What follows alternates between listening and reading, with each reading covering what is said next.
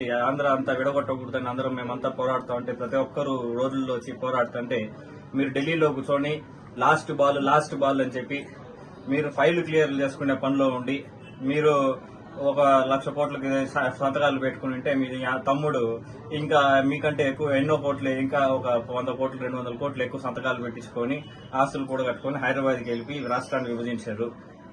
ఇవన్నీ ఏడ బయటపడతాయా అనేసి మీరు చంద్రబాబు నాయుడుతో లాలూసిపడి ఆయన కాలు ఎన్నిసార్లు పట్టుకున్నారో కూడా మాకు ప్రజలకు అందరికీ తెలుసు. అందుకే మీ మీద ఒక మాట కూడా మాట్లాడుకుంటా ఆయన పదవిలో వచ్చినాక చంద్రబాబు నాయుడు ముఖ్యమంత్రి అయినాక మీ మీద ఒక మాట కూడా మాట్లాడలేదు. ఎందుకంటే హైదరాబాద్ లో ఆయన వెళ్ళినప్పుడంతా మీరు ఆయన కాలు పట్టుకున్నారని అందరికీ తెలుసు. అలాగే మీరు మన చింతల రామచంద్రారెడ్డి గారు జనసేన ప్రజారాజ్యం పార్టీలో కంటెస్ట్ చేసినప్పుడు మీరు పిఎల్ఆర్ గ్రాండ్ హోటల్కి వచ్చి మా మినిస్టర్ గారు మా పెద్దనాన్న గారి కాళ్ళు పట్టుకొని గెలిపించండి